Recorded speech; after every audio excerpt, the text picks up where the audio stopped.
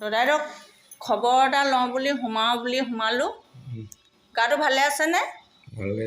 ভালে আছে। আপুনি কি খাই ভাল পায়? মই চুলাই খাই ভাল পাওঁ। চুলাই ভাল পায়। আপুনি কিবা এটা খাওঁ বুলি কওক আকৌ বেলেগ, মই কিবা এটা খুৱাবলৈ মন যায় আপোনাক। হা? ভাল বস্তু এটা কওকচোন। একো ভাল নাপাওঁ। কেলে? মোক খুৱাব মন আছিলে আকৌ আপোনাক। আপোনালোকে বুঢ়া হৈ আহিছে, মই কিবা এটা খুৱাওঁ। নহ'লে কিবা অসুবিধা পায় নেকি? কিবা লাগিব নেকি? নেলাগে। একো নালাগে। মই সখীহঁতলৈ গৈছিলোঁ, এই পুৰাং আনিছোঁ, আপোনাক দিছোঁ। এইকেইটা খাব দেই। গাখীৰ ওলাই নোলায় গৰুৰ? অঁ, গাখীৰৰ লগত খাব দেই। ভালে কুশলে থাকিব। আমাৰ ঘৰলৈ যাব কেতিয়াবা দেই। আপুনি আজি কিবা খাই আছে নি বাৰু?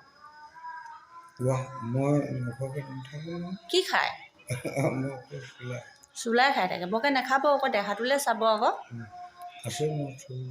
অঁ, এতিয়া আনিয়ে থৈছে। কেলৈ খায় ইমানকৈ?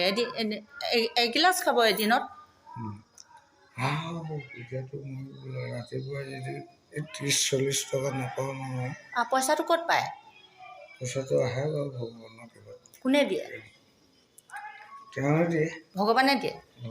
ৱা, এইবোৰ খাবলৈ ভগৱানে পইচা দিয়ে ন? অঁ, আমাকো দিয়া হ'লে। হা হা? তোমালোককতো দিয়ে আছে।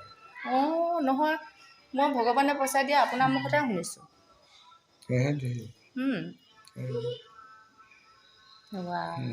নাখাব, ভালকৈ থাকিব, স্বাস্থ্যটো ভালে ৰাখিব দেই।